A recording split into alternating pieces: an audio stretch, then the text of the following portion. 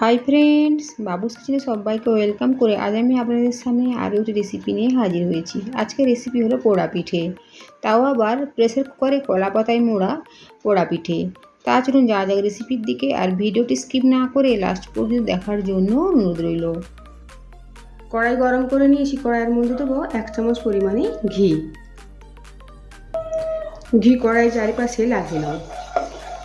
ঘি গরম হয়ে গিয়েছে, দেবো 10-12টা কাজু বাদাম। কাজু বাদামগুলো ভেঙে নিয়েছি। তাই 1 মিনিট সময় নিয়ে কাজু বাদামগুলো একটু ভেজে নেব। 1 মিনিট পরে দেবো কোচানো নারকেল। নারকেল আর কাজু বাদাম আবার কয়েক সেকেন্ড সময় নিয়ে একটু নেড়েচেড়ে ভেজে নেব। কাজু বাদাম নারকেল ভেজে নেওয়ার পর দেবো দুধ। আমি এখানে 750 ml দুধ নিয়েছি। দুধ এখানে আগে থেকে আমি জাল দিয়ে রেখেছিলাম। দেবো 2টো এলাচ আর দেবো চিনি।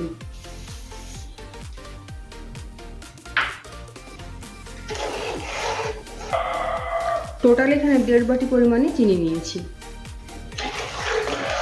সব কিছু একবার নেড়ে নেব। চিনি দুধের মধ্যে গলে গিয়েছে। এখন দেবো চালের গুঁড়ো।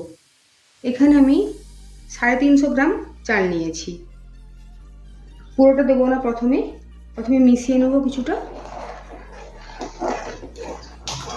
আর এই চালের গুঁড়োটা হলো রেগুলার ভাত খাওয়ার জন্য যে চাল আমরা ব্যবহার করি ওই চালের গুঁড়ো, আর এটা মেশিনে কোটা চালের গুঁড়ো।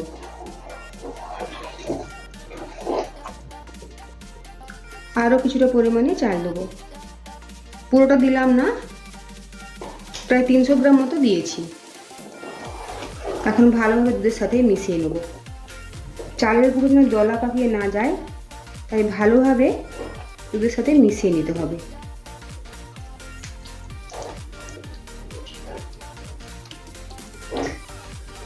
গ্যাসের ফ্লেম একদম কমানো রয়েছে।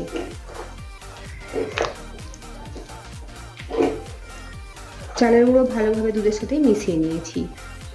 এখন দেবো স্বাদ মতো লবণ, আবারও মিশিয়ে নেব। গ্যাসের ফ্লেম কমানো অবস্থাতেই খুব ভালোভাবে সব কিছু নেড়ে চেড়ে নিতে হবে। এই মিশ্রণটা যতক্ষণ পর্যন্ত একটা শক্ত বা দলা পাকানো অবস্থায় না আসে ঠিক ততক্ষণই নেড়ে চেড়ে যেতে হবে। মিষ্টিটা কেমন রয়েছে তা ঠিক এই অবস্থায় টেস্ট করে নিতে পারেন। যদি কম বলে মনে হয় তাহলে কিছুটা পরিমাণে চিনি মিশিয়ে দিতে হবে, বা কেউ যদি গুঁড়ো বানাতে চান তাও গুঁড়ো মিশিয়ে দিতে পারেন। দেখুন মিশ্রণটা আস্তে আস্তে একদম ঘন হয়ে আসছে। তবে খুব বেশি ঘন করা যাবে না, বেশি ঘন করলে পিঠেও খুব শক্ত হয়ে যাবে।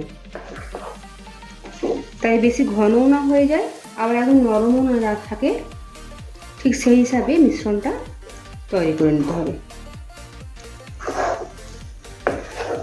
মিশ্রণ একদম ঠিকঠাক হয়েছে, এর থেকে আর বেশি ঘন করব না।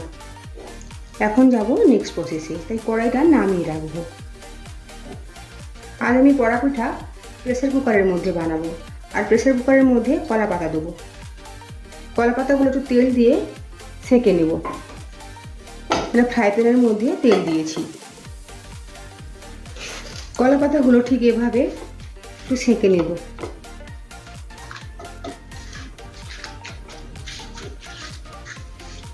এভাবে সেঁকে নিলে পাতাগুলো নরম হয়ে যাবে।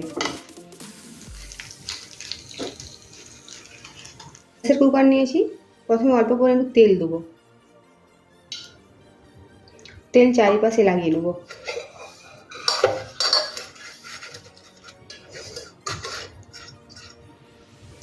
কুকারের চারপাশে তেল লাগিয়ে নিয়েছি। এখন কলা পাতা দেবো।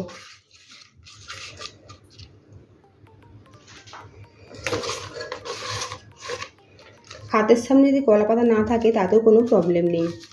প্রেসার কুকারের মধ্যে ডাইরেক্ট তেল বা ঘি লাগিয়ে নিয়ে তার মধ্যেও মিশ্রণটা দিতে পারেন, নইলে তলাতে একটা বাটার পেপার দিয়েও মিশ্রণটা দিতে পারেন।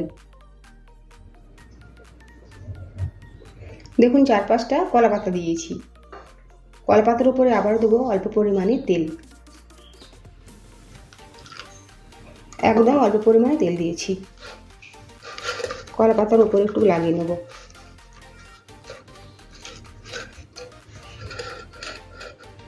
প্রেসার কুকার রেডি করে নিয়েছি, এখন মিশ্রণটা ঢেলে দেবো। আজকে আমি মিশ্রণটা বানিয়েছি পুরোপুরি দুধ দিয়ে, আপনারা দুধ ও জল মিশিয়েও ব্যবহার করতে পারেন। পুরো মিশ্রণটা দিয়ে দিয়েছি, এখন একটু জল হাত করে ওপরটা এভাবে সমান করে দেবো।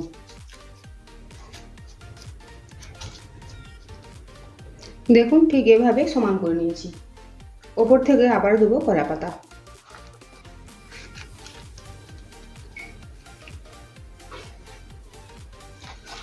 পুরোটাতেই ভালোভাবে কভার করে নিয়েছি।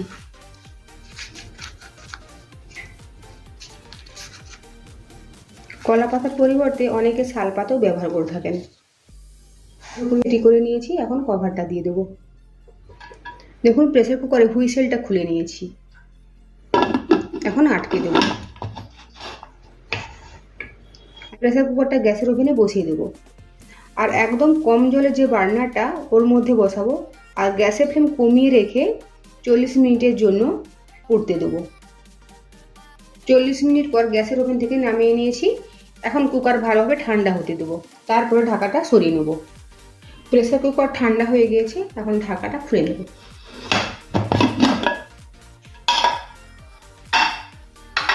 দেখুন পাতাগুলো সরিয়ে নেব।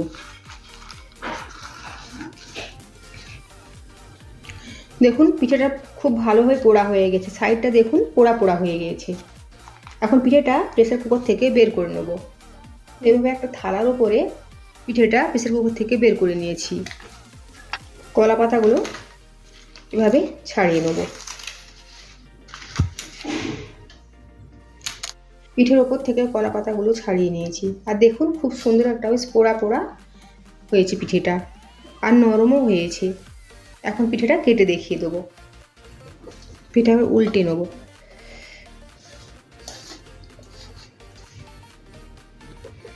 একটা ছুরি দিয়ে এভাবে কেটে নেব।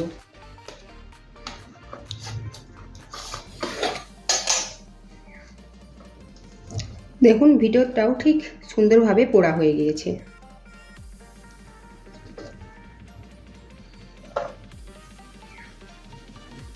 তৈরি হয়ে গিয়েছে পোড়া পিঠে, প্রেসার কুকারে বানানো পোড়া পিঠে। আজকের আমার এই রেসিপি যদি আপনাদের ভালো লেগে থাকে তো অবশ্যই কমেন্ট করে জানাবেন কেমন হয়েছে। সাথে লাইক, শেয়ার ও সাবস্ক্রাইব করার জন্য অনুরোধ রইল। আর পাশে থাকা বেল আইকন প্রেস করার অনুরোধ রইল আমার প্রতিদিনের ভিডিওর আপডেট পাওয়ার জন্য। ভালো থাকবেন, সুস্থ থাকবেন। ফিরে আসছি অন্য কোনো রেসিপি নিয়ে। আর ভিডিওটি লাস্ট পর্যন্ত দেখার জন্য ধন্যবাদ।